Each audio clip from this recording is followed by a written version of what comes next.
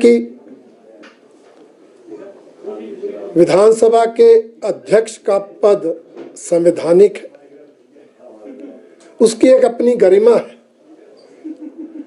और हम उसका मान सम्मान करते हैं। परंतु जिस तरह से वर्तमान विधानसभा अध्यक्ष समय समय पर बयान देते हैं वो बहुत ही दुर्भाग्यपूर्ण है। जब बात की जाती है तो कहा जाता है मैं तो सदन के अंदर अध्यक्ष हूं, बाहर तो मैं स्वतंत्र हूं। तो फिर सदन के अंदर की बातों को सदन के बाहर क्यों उठाया जाता है? पहले लोकसभा चुनाव के दौरान जो सदन के अंदर राज्यसभा चुनाव के दौरान घटना घटी थी उस पर बयान दिया था कि मैंने 6 विधायकों के सर कलम कर दिए और 3 मेरी तलवार के नीचे। और पिछले कल भी बयान दे दिया कि 9 विधायकों की शिकायत पेंडिंग है, निर्णय इस सत्र में आएगा। मैं पूछना चाहता हूं, जिन 9 विधायकों की शिकायत की बात करते हैं, जिस घटना की चर्चा करते हैं, वो घटना तो बजट सत्र की है। तो अगर आपने निर्णय लेना था तो मॉनसून सत्र चला गया, उसमें तो आपने कोई निर्णय नहीं लिया। क्यों? क्योंकि उसमें कुछ होना ही नहीं है। जिस घटना का जिक्र किया जाता है वो घटना तो वेल में उस समय घटी जब आदरणीय अध्यक्ष महोदय सदन में थे ही नहीं। इसलिए उस घटना को लेकर विधानसभा की सदस्यता रद्द करना ये कहीं तर्कसंगत नहीं है। इसलिए मानसून सत्र में कुछ नहीं हुआ। परंतु अब जब मुख्य संसदीय सचिव हटे, उनके 6 विधायक जो सीपीएस बने थे उनकी सदस्यता पर तलवार लटकी, तो फिर 9 विधायकों की सदस्यता रद्द करने का जिन उठ गया।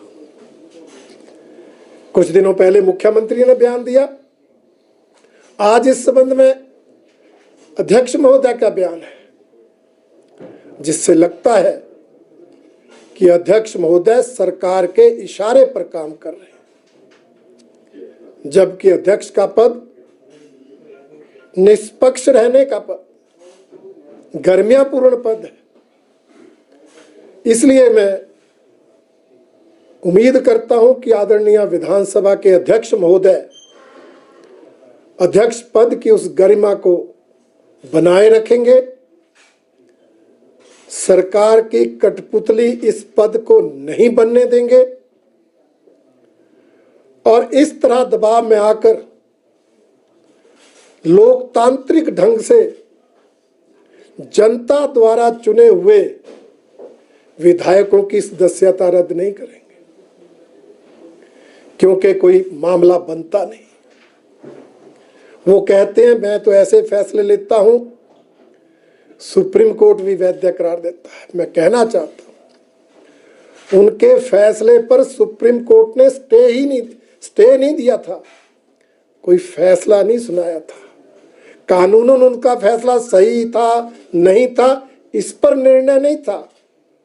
वो तो क्योंकि चुनाव आयोग ने विधानसभा के उपचुनाव घोषित कर दिए थे, इसलिए उन विधायकों ने केस वापस ले लिया जब स्टे नहीं। इसलिए यह मानना कि कोई कानून से ऊपर है, मुझे लगता है उसे वो गलतफहमी है।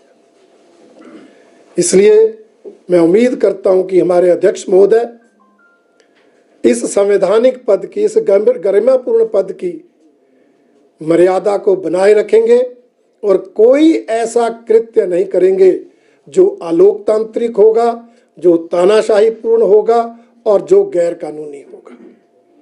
और ऐसा अगर होता है तो भारतीय जनता पार्टी हर स्तर पर उसका मुकाबला करेगी।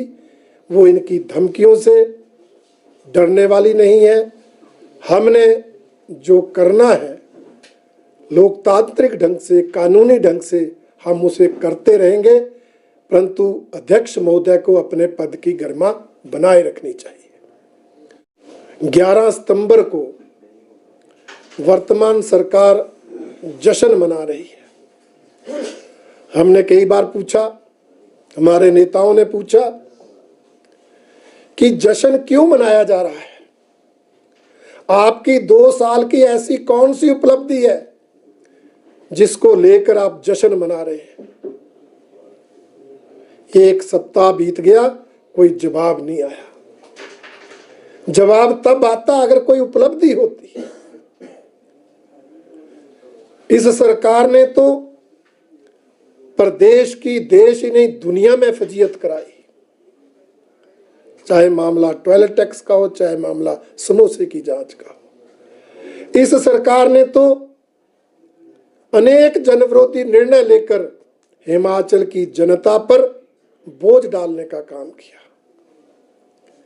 ये सरकार तो जनता को बरगलाने वाली, झूठ बोलकर गुमराह करने वाली सरकार साबित हुई है, क्योंकि जिन गारंटियों को लेकर सत्ता में आए थे, सत्ता में आने के बाद उनको भूल गए, उनको पूरा नहीं किया। कानून व्यवस्था लगातार बिगड़ती जा रही है। आपने 2 साल सीपीएस के पदों को बचाने के लिए करोड़ों रुपए सीनियर एडवोकेट्स पर खर्च कर दिए। ऐसे अनेक मुद्दे हैं, परंतु जश्न मनाने के लिए कोई मुद्दा नहीं है। और मुझे लगता है कि शायद सरकार जश्न इसलिए मना रही है, मुख्यमंत्री जी जश्न इसलिए मना रहे हैं कि उनकी बात मानते हुए हाई कमांड ने कांग्रेस पार्टी की कार्यकारिणियों को भंग कर दिया। ये एक सुखद बात शायद मुख्यमंत्री जी के लिए है, जिसको लेकर वो जश्न मना रहे हैं। अन्य कोई कारण जश्न मनाने का नहीं है। और भारतीय जनता पार्टी इस दौरान सरकार को जनता के बीच बेनकाब करेगी।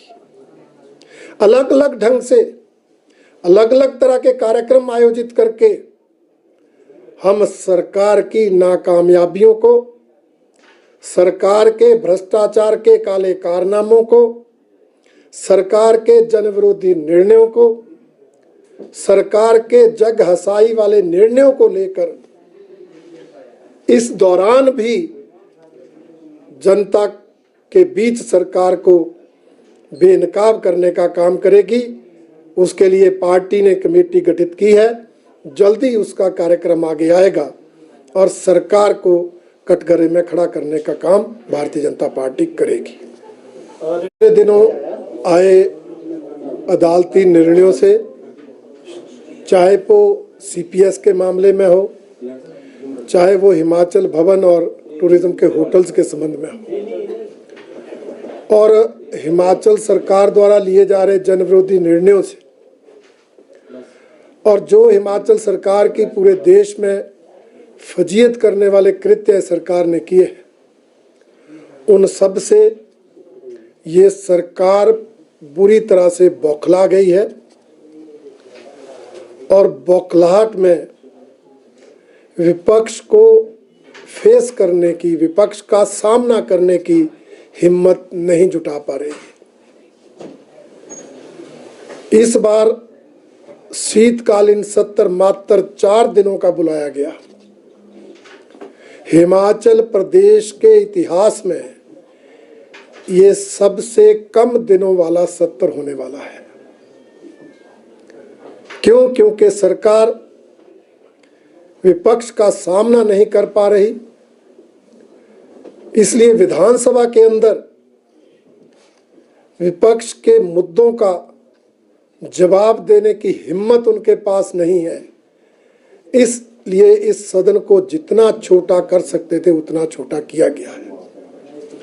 मुझे पता है वो तर्क देंगे, हमने मॉनसून सत्र लंबा किया, परंतु मैं बताना चाहता हूं उतना बजट सत्र छोटा किया था। हिमाचल प्रदेश में विधानसभा की 35 बैठकें होने का रिवाज है, परंपरा है, परंतु इस बार मात्र 27 दिन की बैठकें होंगी। इसलिए हमारा ये मानना है कि सरकार अपने ही कृत्यों से, हीन भावना से ग्रस्त है और विपक्ष का सामना करने से घबरा रही है। इसलिए इस सत्र को छोटा रखा गया, परंतु भारतीय जनता पार्टी का विधायक दल इन 4 दिनों का भी भरपूर फायदा उठाएगा, जनहित से जुड़े मुद्दों को सदन में प्रभावी ढंग से उठाएगा और जो अन्य मसले हैं, चाहे वो भ्रष्टाचार के हैं, चाहे वो लॉ एंड ऑर्डर के हैं, चाहे वो प्रदेश के हितों के खिलाफ काम करने के हैं, उन सभी मुद्दों पर सरकार को कटघरे में खड़ा करेंगे। ये मैं आज आप सबके माध्यम से कहना चाहता हूँ।